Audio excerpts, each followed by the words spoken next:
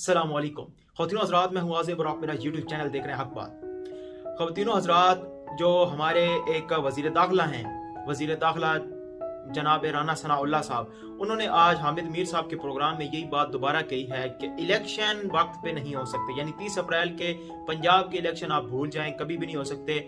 30 जुलाई के बाद ही इलेक्शन हो सकते हैं, यानी जनरल इलेक्शन के साथ भी असेंबलियों के इलेक्शन करवाना चाहते हैं। तो ये बात तो हमें क्लियर हो गई कि हुकूमत बिल्कुल इलेक्शन की तरफ नहीं जाना चाहती। अब हुकूमत का क्या अज़ाइम है? हुकूमत के अज़ाइम ये है कि अगले 3 दिन के अंदर इमरान खान साहब को या 4 दिन के अंदर गिरफ्तार करने जा रही है पुलिस, और गिरफ्तार करेंगे, पूरी तैयारी के साथ करेंगे। ये पक्की खबरें हैं। शायद मसूद साहब ने भी बताया है, ये उन्हीं के खबर से, उन्हीं के प्रोग्राम से आज जो उन्होंने रात को रिकॉर्ड किया हुआ था वो सुना मैंने। उसके अंदर भी उन्होंने इंकशाफ किया है कि इमरान खान साहब को 3 दिन के अंदर अंदर या 4 दिन के अंदर अंदर पकड़ने जा रहे हैं। अब जब पकड़ेंगे इमरान खान साहब को, पहले आप देखिए उन्होंने उनके ऊपर पाबंदी लगा दी है। अब वो मामला कोर्ट के अंदर चैलेंज हो चुका है। एयरवाई का लाइसेंस मनसूख कर दिया गया है सिर्फ उनकी हेडलाइन चलाने की वजह से। हालांकि चैनल के साथ ये नहीं करना चाहिए। जो आपकी आज़ादी इज़हार राय है वो कहाँ गई मुल्क के अंदर? यानी वो कोई डिक्टेटरशिप चल रही है यहाँ पे, या यहाँ पे जमहूरियत ही चल रही है?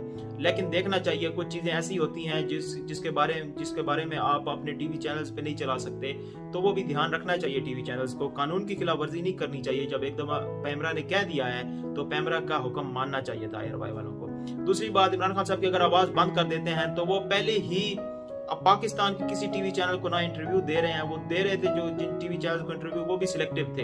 हम टीवी था या एयरवाई या बोल, इनको दे रहे थे। उसके अलावा वो जितनी बातें कर रहे थे, या वो इंटरनेशनली मीडिया के साथ कर रहे थे, या फिर वो यूट्यूबर्स हो गए, पॉडकास्टर हो गए, और उसके अलावा जो हमारे सहाफ़ी हैं उनके साथ बातें कर रहे थे। और ज़राए के हवाले से खबरें आती थी, और अभी भी आएंगी ज़राए के हवाले से मीडिया के ऊपर खबरें। यानी इमरान खान साहब ने आज सहाफ़ियों से गुफ्तगू करते हुए ज़राए में ये कहा, उनकी तकरीर तो नहीं चलेगी लेकिन उनका ज़राए जो है ना, वो ज़राए वाला एलिमेंट ज़रूर आएगा भाई में। तो आप उनकी आवाज़ तो बंद नहीं कर सकते। और फिर सबसे बड़ा जो प्लेटफॉर्म है, जो उनका प्लेटफॉर्म है इमरान खान साहब का, यानी किसी और पार्टी का जो नहीं है, वो सोशल मीडिया है। क्योंकि सोशल मीडिया, फेसबुक, ट्विटर, और उसके अलावा आप एक ट्वीट कर दें, पूरी दुनिया वो ट्वीट पढ़ती है। ज़रूरत ही नहीं है।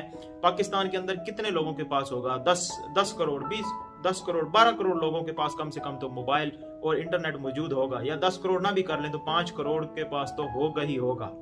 सही है। उनमें से मेजॉरिटी जो यूथ की है वो इमरान खान साहब के झुकाव में जा रही है। यानी एक जो पब्लिक परसेप्शन है, ये जो आम बात की जाए यानी यूथ की, तो वो इमरान खान साहब की है। तो वो उनको सुनेंगे, वो उनको सोशल मीडिया के ऊपर ज़रूर सुनेंगे, सुनते रहेंगे। और आप यूट्यूब के ऊपर देखेंगे कि यार भाई यूट्यूब के ऊपर तो चल रहा है ना, तो यूट्यूब के ऊपर जाके सुनेंगे, फेसबुक के ऊपर जाके सुनेंगे। तो आप आवाज़ इस दौर में दबा नहीं सकते।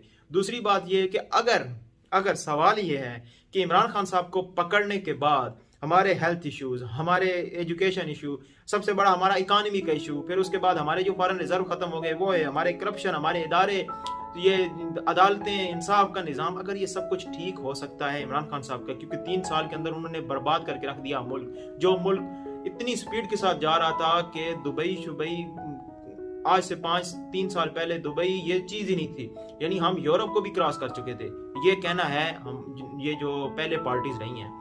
लेकिन बहरहाल अगर ये सारे इश्यूज सॉल्व हो सकते हैं, रियासत के अंदर अमन आ सकता है, तो फिर मैं वो पहला शख्स हूँ जो रियासत के साथ इस इकदाम के साथ खड़ा है कि इमरान खान साहब को गिरफ्तार करना चाहिए। और दूसरी बात यह कि इमरान खान साहब को खुद ही गिरफ्तारी दे देनी चाहिए। अगर हुकूमत उनको गिरफ्तार करना चाहती है तो उनको पहले ही गिरफ्तारी दे देनी चाहिए कि ये लोग गिरफ्तार करके देख लो यार, अगर मुल्क के अंदर ऐसा काम आता है तो ये लो, मेरी गिरफ्तारी हाजिर है।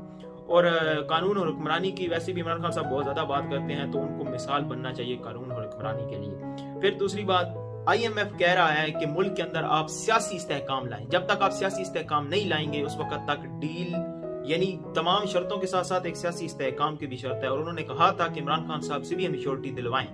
तो आप देखें कि इस वक्त अभी वो बस हो के गए हैं पाकिस्तान से, तो एक नया शोशा छोड़ दिया। एतवार के दिन को क्या ड्रामा लगा रहा है जमान पार्क के अंदर, ठीक है। उसके बाद फिर आप देखें अब 2-3 दिनों के बाद क्या ड्रामा लगने वाला है फिर दोबारा। और क्या उसमें से सियासी अदम इस्तेहकाम कम होगा इमरान खान साहब को पकड़ने के बाद? अगर फर्ज किया हजारों कारकुनान, लाखों तो चले छोड़े, हजारों कारकुनान नहीं निकलते, फिर भी सैकड़ों कारकुनान तो आ जाएंगे। वो तो जमान पार्क में भी पहुंच जाते हैं सैकड़ों कारकुनान। तो क्या मुल्क के अंदर कोई अफरा तफरी नहीं फैल जाएगी? वहां से लॉन्ग मार्चेज होने शुरू हो जाएंगी, कोई एहतजाज होने शुरू हो जाएंगे, सड़कें बंद, रोड्स बंद। अगर 100 बंदा क्या 20 बंदे भी जाके सड़क बंद कर दें तो वहां पे सड़क बंद हो जाएगी कहीं पे। ये आप मुल्क के अंदर अफरा तफरी लाने की कोशिश कर रहे हैं। आप बैठें, जब इमरान खान साहब ने बोला है कि मेरे साथ आओ बात करते हैं, लेकिन एक बात नहीं करेंगे केसेस के हवाले से, या एनआरओ नहीं दूंगा, ठीक है साइड पे करें। आप भी कहते हैं हमारे ऊपर केसेस नहीं है, हमने कोई करप्शन नहीं की, तो आपको क्या डर है? आप जाएं इमरान खान से बोलें केसेस आए नहीं भाई, हम वो अपने अदालतों में लड़ते रहेंगे, हमें जरूरत ही नहीं है। आप इस तरह करें, हमारे साथ बात करें। एस्टेब्लिशमेंट के साथ वो इसलिए बात करना चाहते हैं क्योंकि उनके पास पावर है, उनको पता है कि अगर उनके साथ बात की और वो जो बात कहेंगे वो बात होगी, हुकूमत के साथ जो बात करेंगे वो बात नहीं होगी। तो ये थोड़ा सा डिफरेंस है। लेकिन आज जो जरदारी साहब ने कहा है कि इमरान खान साहब के साथ तो बात कर ही नहीं सकते, वो तो सियासतदान ही नहीं है, फिर इस तरह नहीं चलने वाला मुल्क। आपने अपने बाप की जागीर बना के कुर्सियों पे बैठ गए हैं। आप देखें ना, अवाम इस वक्त क्या कह रही है? अवाम इस वक्त कह रही है कि हम आपको नहीं मान रहे, और आप क्या बैठ के कह रहे हैं कि नहीं अवाम हमें मान रही है। अगर आपको अवाम मान रही है, अवाम आपके साथ है, छोड़ें असम्बलियां तोड़ें, इलेक्शन में चले जाएं। कल भी जाना है, आज भी जाना है, अभी चले जाएं। ये पैसों का बहाना नहीं चलेगा। पैसे आप अपनी वजारतों के ऊपर, वो जो हमें सब्ज बाग दिखाए कि सारी मराद खत्म और हम ये कोई सब कुछ जो है ना वो अपनी जेबों से देंगे, वो कहाँ पे हुआ? कौन सी एक गाड़ी वापस हो गई? हुकूमत के किसी वजीर ने कोई खर्चा कम कर दिया हो? कुछ भी नहीं हुआ।